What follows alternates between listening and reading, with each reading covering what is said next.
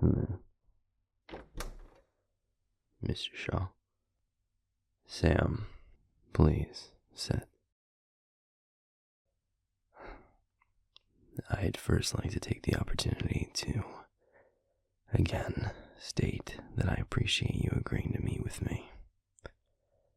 It's not my business to hazard any kind of a guess at the kind of relationship you share with my pack member. That's between the two of you. But, regardless of the form that relationship takes, be it acquaintance or friends or something more, I know I'm putting you in an awkward position. I'm not trying to end up telling someone else's story out of turn. I respect that. I won't be asking much of you, and you have every right to tell me nothing. That said, you've been speaking to a member of my pack about a rogue vampire named Quinn. Correct? Yes, sir. I don't know everything that they've told you, but I believe you understand just how much of a risk Quinn is. I do. Personally. Good. Then regardless of whatever you may or may not tell me, you should know this half of the story, even if only for the safety of your clan. I would imagine William would appreciate the intel.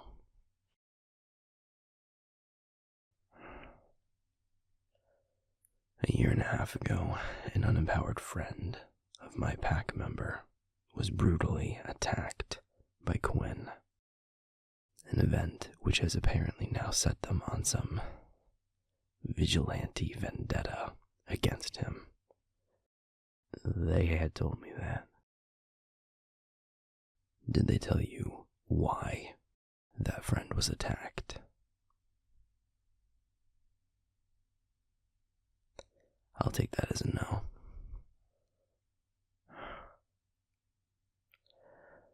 Without speaking too out of turn, suffice it to say that said pack member has struggled to integrate with the rest of the pack in the past. Their family joined the pack back when we were teenagers, and their relationship has been tense at times. 2 years ago, that culminated in them distancing themselves from the pack and falling in with a less than savory crowd, one of whom was Quinn. Before long, they realized just how bad he really was, and they cut ties. In fact, they went so far as to try and report him.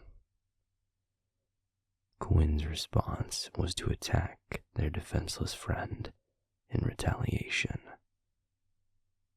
He would have killed the human if they hadn't intercepted him. The way my pack member explained the story to me at the time was that they had fought with Quinn and incapacitated him, at which point he was taken away by the department. They then asked to go back to Washington to stay with other family while they worked through everything that had happened. I, of course, agreed. Told them that if there was anything any of us could do to help, to tell me. Short of the occasional text from me to check in, most of which were ignored, I thought the story ended there. But it didn't, as you know. A while back, I heard through the grapevine that the Solaire clan had gotten bigger. In and of itself, that wasn't of much concern to me. William's reputation precedes him. But I'll admit, I was curious about the circumstances. It's rare for an established clan to grow by even one member, much less two. You keep that close eyes on our clan? I keep that close of eyes on every powerful group in the region. If you don't think William has just as much information on my pack, you've got another thing coming.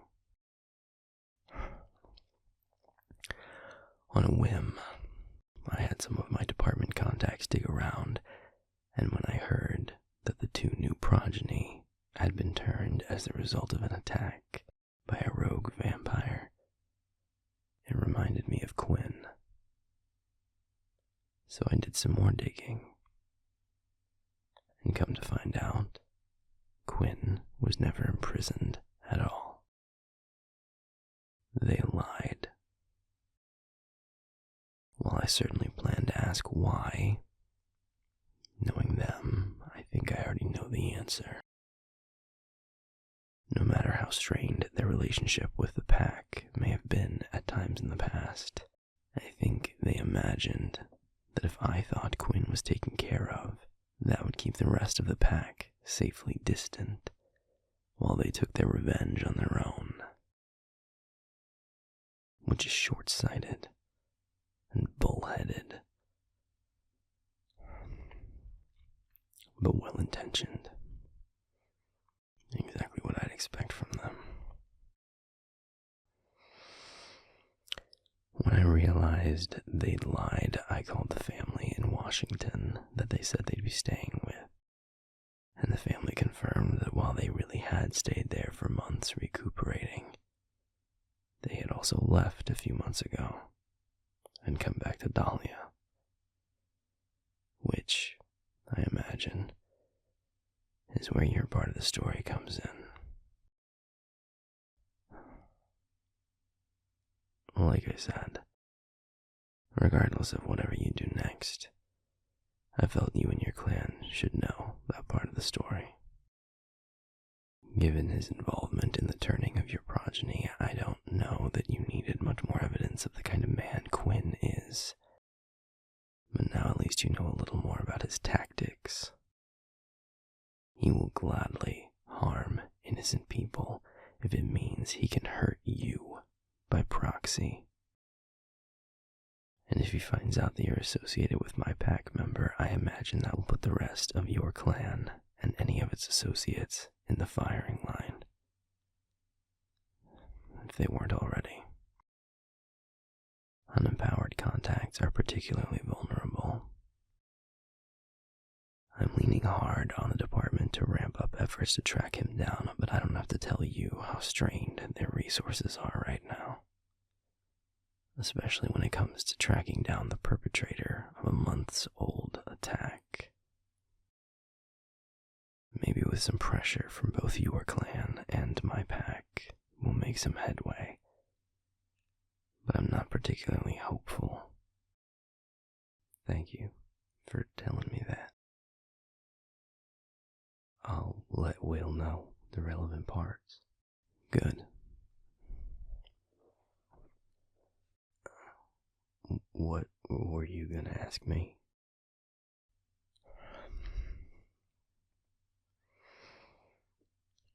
How are they? Sir? They don't know yet that I know all of this. I tried texting them, asking how they were, and they continued to lie and say that they were in Washington. My pack is my family, Sam. I want to know if they're all right. They throw themselves at things like they're a sledgehammer, and I'm afraid they're swinging at the thing that's finally going to swing back just as hard. Are they all right? They're hanging in there. But they've already hit a few things that hit back. I figured as much. I suppose part of why I called was wanting wanting some kind of confirmation that they really had done all of this so that they could go after Quinn.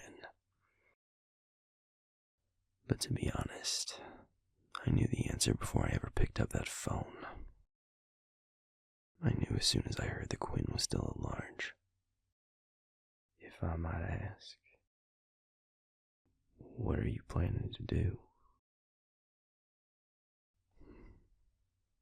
Talk and listen.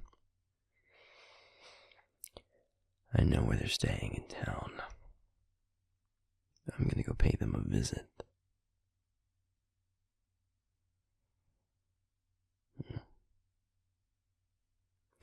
You know, Williams isn't the only reputation that precedes. I've never heard anything but that you're a good man, Sam. Whatever you've been for my pack member. Thank you. They don't make friends easily. They don't trust lightly. Even if they felt like they couldn't talk to one of us, I'm glad they have someone in their corner.